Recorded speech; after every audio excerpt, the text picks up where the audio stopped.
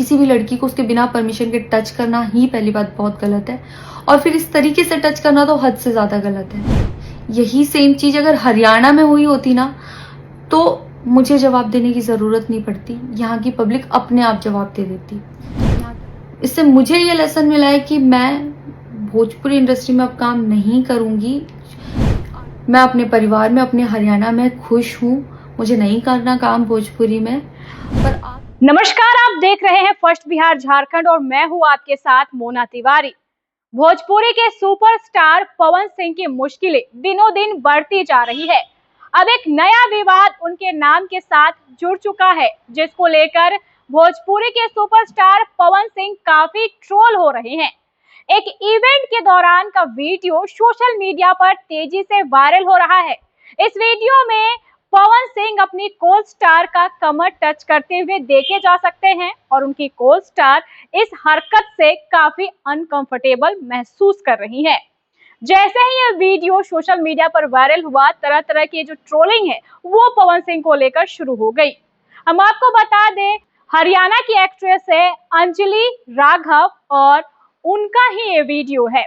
अब अंजलि राघव ने इस वीडियो को लेकर अपनी चुप्पी तोड़ दी है। अंजलि राघव का कहना है कि जब ये सब चीजें फाइनल हो रही थी तो सब कुछ क्लियर था, लेकिन अचानक जैसे ही मैं मंच पे पहुंची और दर्शकों से बात कर रही थी, इसी दौरान पवन सिंह ने मुझसे कहा कि आपकी कमर पर कुछ लगा हुआ है।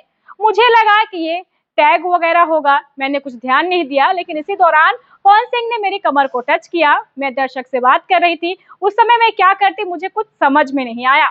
क्या कुछ कह रही हैं अंजलि राघव इस वीडियो को लेकर, चलिए हम आपको सुनाते हैं। राम राम जी, मुझे आप लोगों से बहुत ज़रूरी बात करनी है, क्योंकि मैं 2 दिन से बहुत ज़्यादा परेशान हूँ, क्योंकि कंटिन्यू मेरे पास डीएम आ रहे हैं कि ये जो लखनऊ वाला इंसिडेंट हुआ, इसमें मैंने कुछ बोला क्यों नहीं, एक्शन क्यों नहीं लिया, थप्पड़ क्यों नहीं मारा, और कुछ लोग मुझे ही गलत समझ रहे हैं। कुछ मीम्स पे लिख रहे हैं कि ये तो हंस रही थी, मज़े ले रही थी। कि पब्लिक में कोई मुझे ऐसे टच करके जाएगा, उसमें मुझे खुशी होगी, मुझे मज़े आएंगे। सारी बात ये थी कि जब इनका सॉन्ग के लिए मेरे पास कॉल आया तो मैंने सारी चीज़ें क्लियर कर ली थी कि इसमें ऐसा वैसा कॉस्ट्यूम तो नहीं है, कोई डबल मीनिंग लाइन तो नहीं है, और इसमें ऐसा वैसा सीन तो नहीं है। और मैं शूट पर गई, शूट पे सब कुछ नॉर्मल था, मुझे कोई प्रॉब्लम नहीं हुई। जब इन्होंने मुझे लखनऊ के इवेंट के लिए बोला तो मैंने हाँ बोल दिया, क्योंकि मुझे शूट पर भी कोई प्रॉब्लम नहीं हुई थी। और जब मैं लखनऊ में गई, मैं स्टेज पर थी, मैं पब्लिक से बात करी थी, पवन सिंह जी ने मुझे बोला कि इधर कुछ लगा हुआ है। उससे थोड़ी देर पहले ही मेरी ड्रेस वो न्यू थी, साड़ी में नीचे टैग लगा रह गया था, तो मेरे दिमाग में आया कि शायद ब्लाउज का भी टैग लटक रहा होगा। मैं हंसकर उस चीज को दबा रही थी कि अगर मेरा टैग लगा भी है तो वो चीज जिस टाइम मैं पब्लिक से माइक में बात कर रही हूँ उस टाइम ना बोल के साइड में भी बोली जा सकती है, इसलिए मैं उस चीज को उस टाइम पे दबा रही थी। मैंने हंस के टाला, अवॉइड किया और फिर दोबारा बात करने लगी। वो बोले नहीं कुछ लगा है, नहीं कुछ लगा है, तो मैंने कहा नहीं लगा। वो बोले लगा हुआ है, तो मुझे लगा कि शायद लगा ये तो मेरे को लग रहा था कि कुछ लगा है, इसलिए ये बोल रहे हैं। और पर फिर भी मैंने हंस के वहां पे टाला, पब्लिक से अपनी बात कंप्लीट की। कंप्लीट करने के बाद जब मैं अपने टीम मेंबर से मैंने पूछा साइड में जाके कि कुछ लगा है, क्या लगा है, उन्होंने बोला कुछ भी नहीं लगा था। जब मैंने देखा मेरे सच में कुछ नहीं लगा था, तब मुझे बहुत ज्यादा बुरा लगा, गुस्सा आया और रोना भी आया। लेकिन मुझे ये नहीं समझ आया कि मैं अब क्या करूं यहाँ पर, क्योंकि जहां मैं गई थी लखनऊ में, पवन सिंह जी खुद भी वहीं के रहने वाले हैं, उसी जगह पर इवेंट था। जितना वो क्राउड था वो सारा उनका फैन बेस था। उनको भगवान बोल रहे थे और भक्त बोल बोल के उनके पैरों में गिर रहे थे। वो उनका फैन बेस था, क्राउड था। तो मुझे समझ नहीं आया कि मैं क्या करूं। अगर मैं कुछ भी बोलती तो क्या वो लोग मुझे सपोर्ट करते। मेरे साथ कुल 3-4 बंदे यहाँ से गए थे, तो वहां जितना क्राउड था, क्या वो लोग मेरा साथ देता। मैंने सोचा मैं बैक स्टेज जाके बात करूंगी। इतनी देर में थोड़ी देर रील्स बन के अचानक से वो उतर के चले गए बीच में ही इवेंट के। थोड़ी देर मैंने रील बनाई, अनाउंस ये किया गया कि अभी इवेंट दोबारा स्टार्ट होगा। डिनर के लिए अनाउंस कर दिया गया, मैं भी उतर के चली गई और इवेंट वहां पे खत्म हो चुका था। अनाउंस किया गया था सिर्फ कि दोबारा होगा। नेक्स्ट डे जब मैं घर आई तो मैंने देखा ये बहुत बड़ा मैटर बन चुका था। मैंने उन लोगों से कांटेक्ट करने की कोशिश की, किसी ने मेरा फोन पिक नहीं किया, ना ही उन लोगों ने फोन करके मुझसे हालचाल पूछा कि परेशान हो या कुछ भी, नहीं, कोई हालचाल नहीं लिया। मैं पोस्ट करना चाहती थी, जो लोग लिख रहे थे कि मज़े आए या हंस रही है, मैं रिप्लाई में पोस्ट करना चाहती थी। मेरे को किसी का कॉल आया था कि पवन सिंह की पीआर टीम बहुत स्ट्रांग है और कुछ भी ऐसा वैसा मत लिखना और ना पोस्ट करना, क्योंकि वो लोग अगर कुछ लिखेंगे ना, बहुत कुछ उल्टा लिख देंगे तुम्हारे लिए और बहुत कुछ कहेंगे और बहुत बड़ा मैटर बन जाएगा। अभी जितना परेशान हो उससे ज़्यादा परेशान हो जाओगी, तो छोड़ो। मैंने ये सोच के इस चीज़ को अवॉइड किया। मुझे लगा 1-2 दिन में मैटर थोड़ा ठंडा हो जाएगा, कोई बात नहीं। मैंने कहा पर्सनली कभी बात करूंगी इस बारे में इनसे, लेकिन बढ़ता जा रहा है। ऊपर से ना उनकी तरफ से कोई रिप्लाई मिला और मुझे नहीं पता कि ऐसे में मुझे क्या करना चाहिए था और क्या करना चाहिए। आप लोग मुझे बताओ, मुझे ऐसे में क्या करना चाहिए। मैं बिल्कुल भी सपोर्ट नहीं करती कि हाँ ये चीज़ नॉर्मल है या इसको नॉर्मल समझूं। किसी भी लड़की को उसके बिना परमिशन के टच करना ही पहली बात बहुत गलत है, और फिर इस तरीके से टच करना तो हद से ज़्यादा गलत है।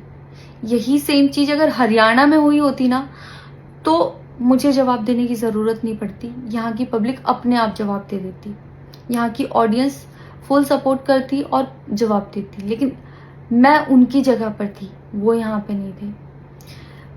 इससे मुझे ये लेसन मिला है कि मैं भोजपुरी इंडस्ट्री में अब काम नहीं करूँगी। आर्टिस्ट हूँ तो नई नई चीज़ें ट्राई करने का मन करता है कि ये भी ट्राई करूँ, ये भी ट्राई करूँ, ये भी ट्राई करूँ। कुछ भी अलग सा आता है तो करने का मन करता है कि कुछ अलग होगा, कुछ नया ट्राई करती हूँ। और वो भी पवन सिंह जैसे सीनियर आर्टिस्ट के साथ कोलैबोरेशन थी, तो हुआ कि हाँ कर लेती हूँ। होता है, अगर वो भी नहीं होते तब भी अगर कोई मेरे पास मराठी का भी प्रोजेक्ट आता तो मैं सोचती कि हाँ कुछ चेंज होगा, कुछ नया सीखने को मिलेगा, ट्राई करती हूँ। पर ये भोजपुरी में काम करने के मेरे साइड इफेक्ट थे जो मेरे साथ हुए। मैं अपने परिवार में, अपने हरियाणा में खुश हूँ। मुझे नहीं करना काम भोजपुरी में। पर आप लोग मुझे ज़रूर बताना कि इस सिचुएशन में अगर आप होते और आप वहां पर होते तो आप उस टाइम पर क्या करते और मेरी गलती कहाँ है।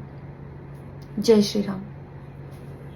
तो सुना आपने, अंजलि राघव इस वीडियो को लेकर अपना पक्ष क्लियर कर रही हैं। साथ ही अंजलि राघव ने कहा है कि भोजपुरी इंडस्ट्री में अब वो कभी काम नहीं करेंगी। उन्हें नहीं पता था कि भोजपुरी इंडस्ट्री में ऐसा कुछ होता है। अगर हरियाणा में ये बात हुई रहती तो जनता खुद जवाब दे देती। पवन सिंह की इस हरकत को लेकर काफी ट्रोलिंग भी हो रही है, कई सवाल भी उठाए जा रहे हैं। लखनऊ में ये इवेंट आयोजित हुआ था और उसी इवेंट के दौरान का ये वीडियो जो है वो बताया जा रहा है। अपने को स्टार के कमर को छूना पवन सिंह को अब भारी पड़ता जा रहा है। काफी ट्रोल हो रहे हैं भोजपुरी के सुपरस्टार पवन सिंह और इसके जो वीडियो है वो तेजी से सोशल मीडिया पर वायरल हो रहे हैं। इसी घटना को लेकर अंजलि राघव ने अपने सोशल मीडिया पेज पर 2 वीडियो शेयर किए और इस पूरी घटना के बारे में बताया कि किस तरीके से ये वारदात हुई। उन्हें कुछ समझ में नहीं आया, अपना पक्ष रखा है अंजलि राघव ने और साफ तौर पर ये कहा है कि अब वो कभी भी भोजपुरी इंडस्ट्री में काम नहीं करेंगी। हम आपको बता दें कि कल पवन सिंह की पत्नी ने भी सोशल मीडिया पर एक लंबा चौड़ा पोस्ट लिखा था और पवन सिंह को लेकर कई खुलासे किए थे। उन्होंने कहा था कि वो पवन सिंह से मिलना चाहती है लेकिन पवन सिंह उन्हें इग्नोर कर रहे हैं। इससे पहले भी पवन सिंह की मुश्किलें तब बढ़ गई थी जब अक्षय सिंह ने उन पर आरोप लगाया था। ये मामला काफी तूल पकड़ा था और उस समय भी पवन सिंह लगातार कंट्रोवर्सी में फंसे थे और अब एक और वीडियो जो है वो वायरल हो चुका है और पवन सिंह की जो मुश्किलें हैं वो बढ़ चुकी है। एक तरफ जहां पवन सिंह बिहार विधानसभा चुनाव को लेकर तैयारी कर रहे हैं, चुनाव में कूदने की तैयारी कर रहे हैं, उसी बीच लगातार उनके साथ जो विवाद है वो जुड़ते जा रहे हैं। इस विवाद को लेकर अभी तक फिलहाल पवन सिंह ने अपनी ओर से कुछ नहीं कहा है, लेकिन जो एक्ट्रेस हैं, उनकी को स्टार जो है अंजलि राघव, उन्होंने सोशल मीडिया पर अपना बयान दे दिया है। साथ ही भोजपुरी इंडस्ट्री में काम नहीं करने को लेकर भी कहा है कि अब वो कभी भी भोजपुरी इंडस्ट्री में काम नहीं करेंगी। बहरहाल इस खबर में बस इतना ही। आगे की खबरों को जानने के लिए आप देखते रहें फर्स्ट बिहार झारखंड। विद्या विहार आवासीय विद्यालय 29 वर्षों से आपके बच्चों को शिक्षा, खेल और सांस्कृतिक रूप से समृद्ध कर रहा है।